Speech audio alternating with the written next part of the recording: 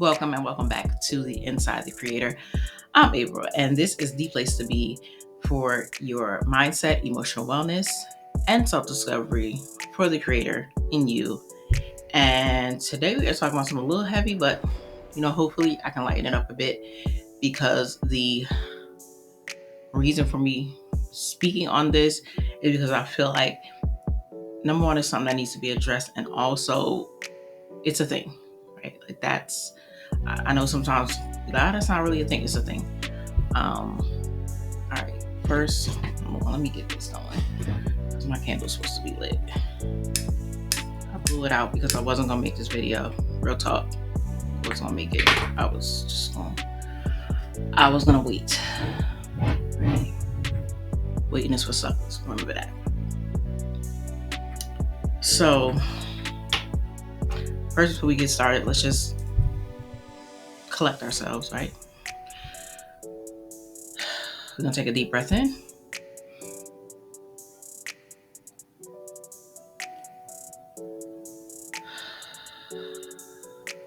And let it out. Again, take a deep breath in and hold.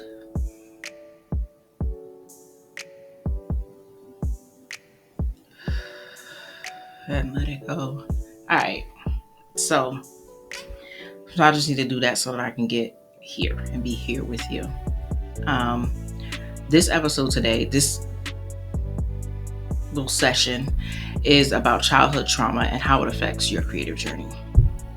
So the question, I believe, is how can childhood trauma affect your creative journey? That's going to be our big question for the day.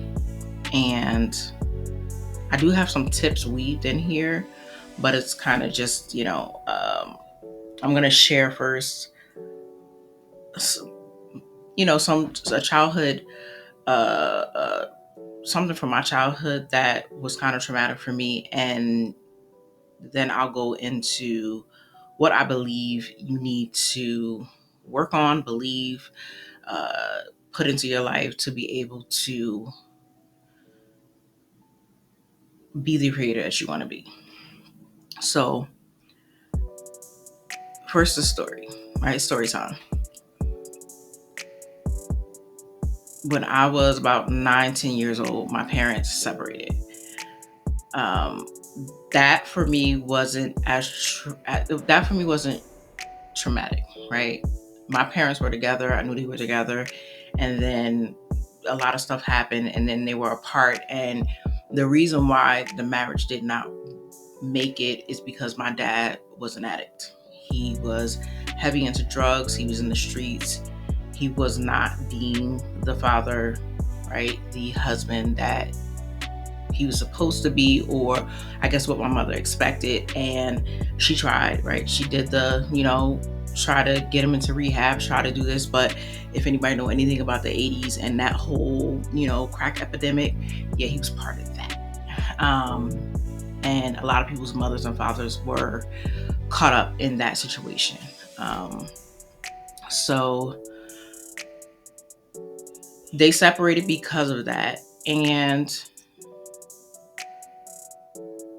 again, it wasn't so much their separation, right? I wasn't that kid that was focused so much on their separation because I had also witnessed their interactions, and I was not comfortable with the aggression that he showed towards my mother. I wasn't comfortable with how he was like coming towards her and things of that nature. And I was like, I don't like him.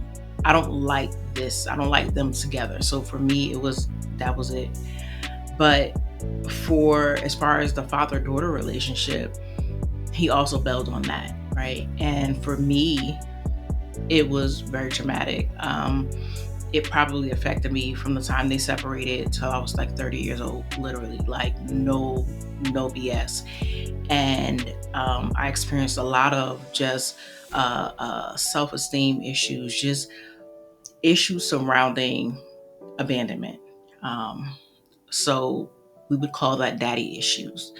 And for a lot of women who had an absent dad, you can relate to having where um you you want to be the best you want to show up as the best you, but you feel like there's something missing. And that's how I felt that there was something missing. And I would watch him, and like it wasn't like he was completely gone, because we lived in the same neighborhood. Like, we lived at his mom's house, my dad's mom's house, and then my mom moved into her own place, and with the kids, and he wasn't there. But around the neighborhood, you can see him. Like, I would see him. And I think a lot of the questions for me as a kid was like, well, how could you have children and just act like you don't, right? How could you have children, know that they have needs, and then act like that doesn't even matter? And that was confusing for me. And as I got older and older, I just had these, just like these self-esteem issues. I was like this tall and skinny girl, and my body image was crazy, and I was tall and skinny like him. So it was weird. Right? And just kind of dealing with all those emotional things, where if he had been there in the picture, like, immediately, that probably would have been something that he could have just stomped out completely, right? But he wasn't there. So I tried to get that from men, and it definitely ain't there. And so those ups and downs in relationships with men, again, low self-esteem, low self-worth, you name it, just depression, anxiety, just all of the stuff behind just not having that stable household, and definitely not having that father figure to kind of provide that structure, that male, look, your first male role model that kind of helps you to, like, helps you with your self-esteem, and always remind you of your specialness, your beauty, your whatever, right? So that was my experience, right? Like, that, for the most part, right? It started with the abandonment, then it kind of trickled down into a bunch of other emotions, and just, a whole bunch of self-sabotage and all of that stuff. So again, that was my childhood trauma. Some people have loss, and and things like that. And I do think that it can affect you when you set out on this journey to say, I'm going to create stuff, I'm going to make stuff, I'm going to, get myself out of poverty, out of debt, I'm going to build a legacy, I'm going to, all this other stuff, I'm going to do all this stuff. And there is something inside you that's working against you, right? There's something inside you that's like pulling you away from that. And um so I guess, with speaking about how childhood trauma can affect your creative journey, I'll just come from an angle where, what do you need to be able to be a well-paid creator who's making stuff and creating a legacy and a lifestyle that you love? And the first thing that I have is that you're going to have to believe in your worth, right? You're going to have to believe that you're worthy. And low self-worth, it gets you caught into patterns of, I'm not good enough, I'm not good enough. And it's literally just a pattern. But if you think that you're not good enough, then by relation, you think what you create is just not good enough, right? And it's a pattern. And a lot of the times I see, especially with creators and dealing with those inner battles of worthiness, is that what we'll do is we'll start a thing, and the thing won't work, right? So then we'll go and we'll start another thing, and then that thing won't work. But the thing about that is, it's not that the thing doesn't work, right? We don't show up as our best selves to make it work, right? We don't give our all, because if you don't think you're good enough, you're not going to give your all. And that's the thing about worthiness, and being in that pattern of I'm not good enough. You're going to continue to jump from thing to thing to thing, say that it doesn't work, and it's only not working because you're not working it. You're not working it. you're not working it, right? You're not showing up 100%. You're not giving your all. You're not showing up like you know this is going to work because you're you, right? And because you have your skill and your talents. You're not working it, so it's just not working, right? So you're going to have to believe in your worth. Um, and the second thing I have here is that you're going to have to trust people, right? Um, you're going to have to ask for help. That's like that comes in the form of asking for help, right? Delegating, letting other people do stuff that would be better suited for them, um, that they can do better than you, right? And collaborating, right? Having collaborative relationships so that you can grow your business or grow your thing or do the thing that you are trying to do. And one thing for me about fear of abandonment is that led to me hiding, right? And avoiding opportunities to connect with people, right? Just even making videos and just like seeing myself on camera and making and just showing up and just being seen, right? It had me, avoiding those opportunities, but I get it because we were, we were let down at a very, very tender time in our lives. So it's easy to go to a place where we're like, I really don't trust people. I don't want to deal with being hurt. I don't want to be let down anymore. We're done, right? And then it leads to, even if we want to, some of us have an anxious attachment style, which means that when we do connect, we're very clingy, we're very needy, or we cling to people that we should not be clinging to, just because we just don't want to be alone, right? Or we don't want to have to feel what we felt when we were abandoned, right? And then we have the people that are avoiding attachment, where it's hard to connect with people because we keep a block, we keep something up. And the only thing about blocking yourself from experiencing hurt and pain, you also block yourself from the good stuff. So that's the whole caveat of that you have to start trusting yourself. And the first part of trusting yourself is trusting yourself by coming through for yourself, right? It's funny how we want other people to, be solid, stand on business, be 10 toes down for us. And we don't do that for ourselves, right? So the first stop on this trust thing is to start to build self-trust, right? Start to come through. Like if you're going to say you're going to do something for yourself, do it. And by you doing that, you'll start trusting yourself more, right? Externally, because now the next step is trusting yourself to trust others. Because one thing that I realized when I was like, okay, I want to be less closed off, I would like to be more open. My biggest issue was that I did not trust people at all, like their energy, their motives. And instead of trusting myself to be in these situations and to handle the thing, whatever comes, right? I was like, you know what? I'm just not gonna do it. I'm not trusting nobody with nothing. I'm just gonna isolate myself, right? And again, the horrible thing about that is that if you shutting down what you think is bad, you're also gonna shut down the good. And it's literally about trusting yourself to trust others, because guess what? Can you get hurt? Like, is something really gonna happen?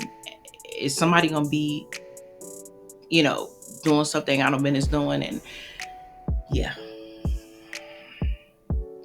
people, and people gonna act like trash, and people may betray you. You may get hurt. I promise you're gonna be okay, right? And the reason why you're gonna be okay is because while people are peopling and doing things they have no business doing, you're also gonna have these good experiences with these good people. So it's, everything in life is a balance. So, and honestly, I don't even think that's a balance thing. I think it's more good people than there are trashy people. Like for me, like you might run across, if you run across 10 people, maybe 2 of those people might be shifty, right? But for the most part, I think those 8 people are gonna try their best to be solid people for you in whatever aspect it is, whether it's business, relationship, whatever. And even if they do falter, right? Allow people to apologize, allow people to make mistakes with you, right? Because you're not as fragile as you think you are. And I think that's the whole goal with, again, learning to trust again, is to understand that you will be okay. Like, you'll be fine. People are gonna people. Yes, somebody's probably gonna do something foul, and that's because people are people, and that's just what it is, right? But again, you'll be fine. And the last one I believe I have here, let me check my paper. Yeah, okay, so the last one I have here is being emotionally capable. Um, you are going to have to, as a creator, if you're going to set out on this creator journey, you're going to have to figure out how to deal with your emotions in a healthy way, right? And because many of people have seen jail cells, locked up, prison, right? Lost their marriages, jobs, bad relationship with their children, because they because of childhood issues, it resurfaced, right, in their adult situations. And as a creator, we have to be able to deal with those emotional ups and downs. And your success as a creator is going to depend on how well you can move through those emotions, right? With awareness, with understanding, with self-compassion, and then committing to self-regulating and managing your emotions on your own.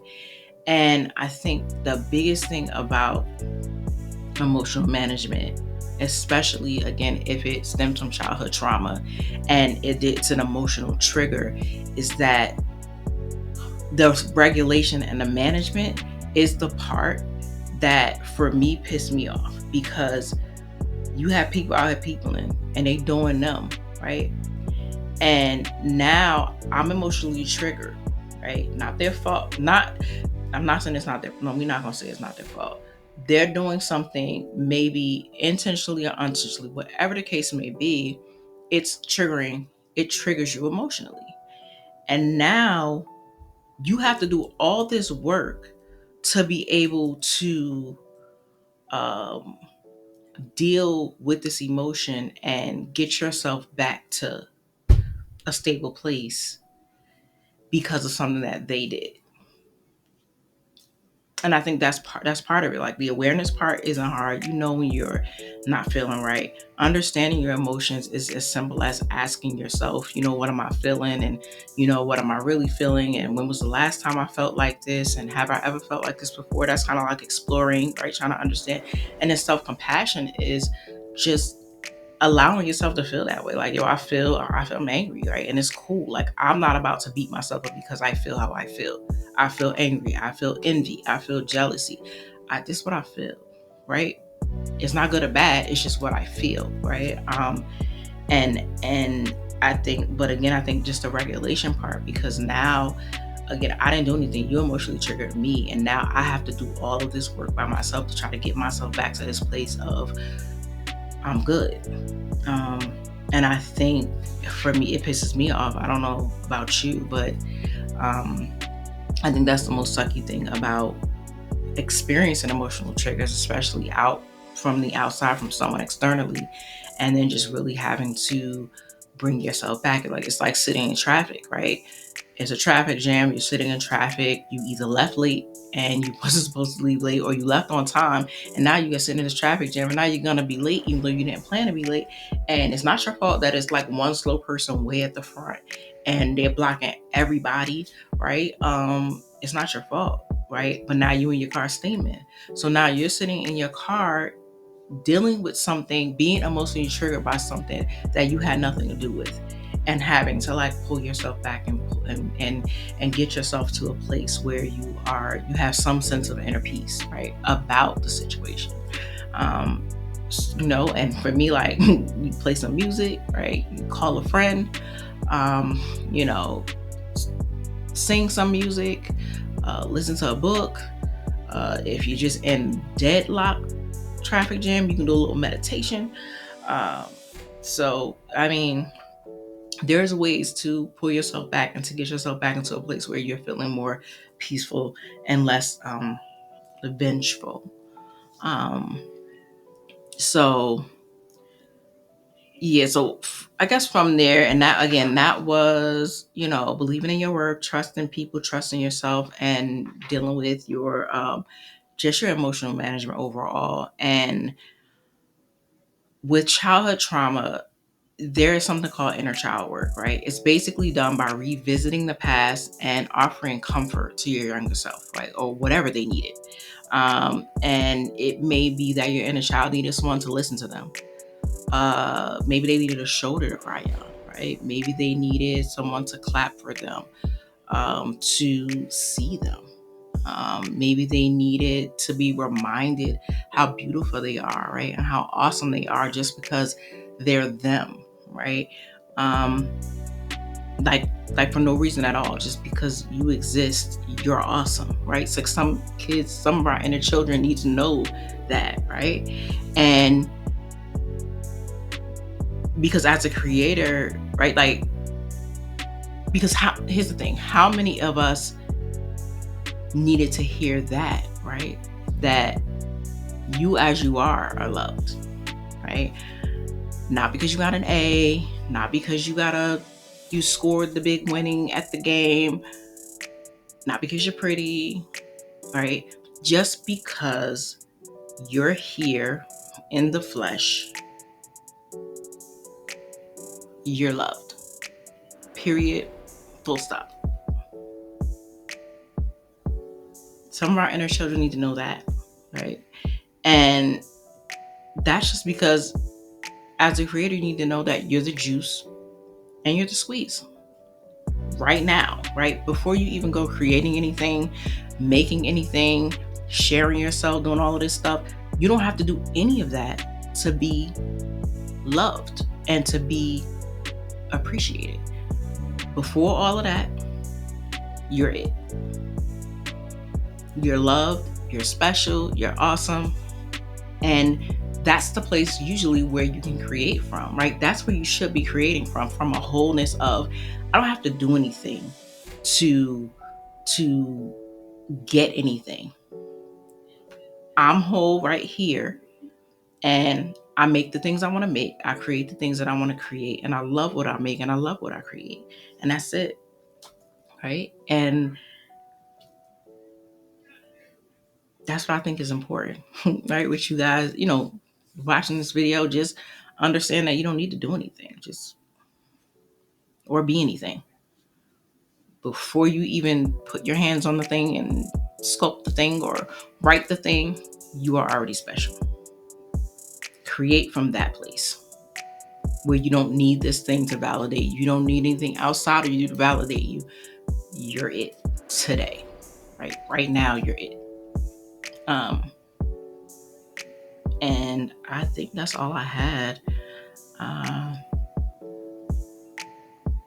Yeah, I think that's all I have for today. If you need to, rewatch the video, rewind, and get this little buddy right here. If you're listening on the podcast, you're not going to see, but it's the Shadow Work Journal. I know if you watch TikTok, you've probably seen this like a million times. You're like, oh my God, get that thing out my face. But it is dope. It is pretty dope. It has great questions in it, and I love great questions.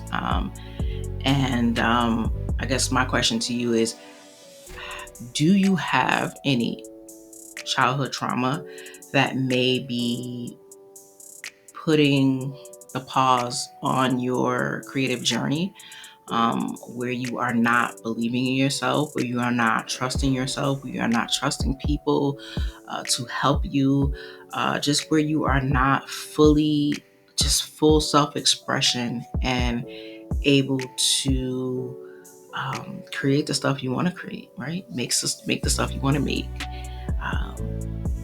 Do you have any? You can share that in the comments, or you can email me, whatever the case may be. I really, really appreciate your support in this channel. Please share this with someone who maybe a creator that just, maybe dealing with some blockages.